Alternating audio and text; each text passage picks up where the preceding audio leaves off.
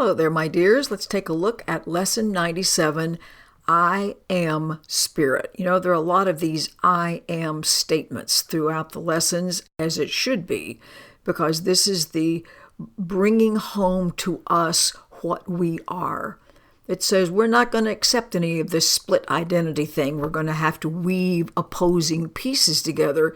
This is simply the truth. I am Spirit, period. This allows the conflict to subside, and I can finally be at peace. I'm no longer fearful because I'm no longer unsafe, because I'm no longer insane. Trying to combine what can't be combined makes us crazy. So now we're just going to simply state the truth about the self, the big whole piece of paper we talked about a day or two ago. We are that extension, that expression of love that rests in us and, more importantly, as us. The whole entirety of our mind has been restored to sanity. We are the presence, lovingly endowed with all love and peace and joy. Those are our natural ways of being. It says we are the Spirit that extends love, that completes himself, if you want to personify it and think of it as God. God or love, all the same thing. And shares this function of creating, of extending. We were outpoured, so to speak, from the creative source, and our function is to continue that outpouring. So everything remains one, connected, the same thing. We were created through this extension, and extension is what we do. So now we're going to try to bring reality closer in our minds. And each time we practice this, awareness of all of this is brought a little closer. Then it makes a big statement, sometimes 1,000 years or more of conflict, of it's your fault, revenge, attack, defense, all of that can be dropped out of the mix and we can move forward. So it says all these few minutes that we give keep being multiplied over and over and over. Salvation, this recognizing the truth about us, is a miracle. That's how we become aware of love's presence, which is what the miracle is. We never left home. That tiny mad idea thing never happened. Then it continues to say, we are the Spirit in whose mind this miracle, this ability to recognize the presence of love lives. And here we move into the eternal now. That's what it means by time stands still. The whole point is that when we're being who we are, the idea of time vanishes. You don't experience time. Everything is simply right now. So give these minutes willingly and count on Him who promised to lay timelessness beside them. That's just another way of saying moving out of the experience of time into the sense of timelessness.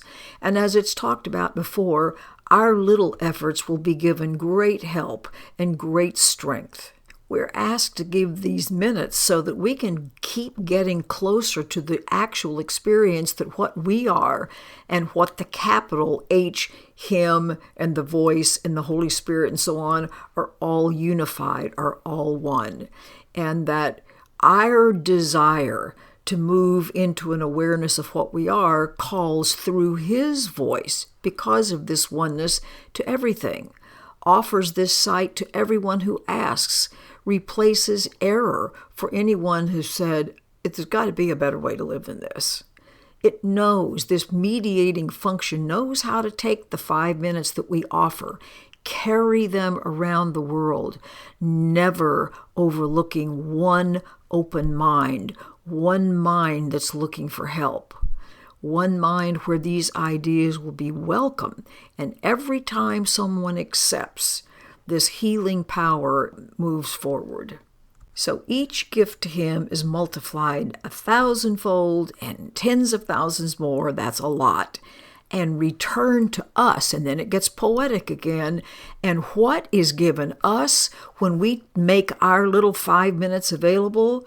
It will surpass in might the little gift you gave, as much as does the radiance of the sun outshine the tiny gleam a firefly makes, and then goes out. The brilliance of this light remains, leads us out of darkness, and we will never forget the way again. As we move into this awakening process, we don't have to worry about going to sleep again. No more tiny mad idea business. We're done. So now start these exercises with the words that are given here and let them echo around the world through him. Remember, every time any one of us moves up a notch and decides, I do want to be as I was created, I do want to be at peace, I do want to be loving, I am going to claim what's true about me, we all win and we all gain. So our words to think about today: Spirit am I, a holy Son of God, which means I am this brilliant expression of creation. I am this love. I am the result of this love outpouring. And therefore, of course, I am free of all limits. I'm safe. I'm healed. I'm whole. I'm free to forgive, to release, to save the world. I'm finished with my stories about who did what to whom. So express through us this mediating function. The Holy Spirit accepts this gift that you received, that I received of him. As we accept this truth, increases it and then gives it back to you. It's like a multiplying factor.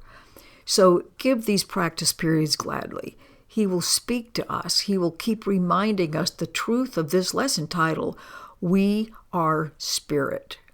Listen for this assurance every time you practice these words, and let the sense of the truth of these ring true in your mind. Use them against temptation, should those ego stories arise, and escape all those sorry consequences if you yield to the belief that you're something besides spirit. And allow yourself to be at peace today. Receive his words, offer to him, and he will give back to us. That is a good deal.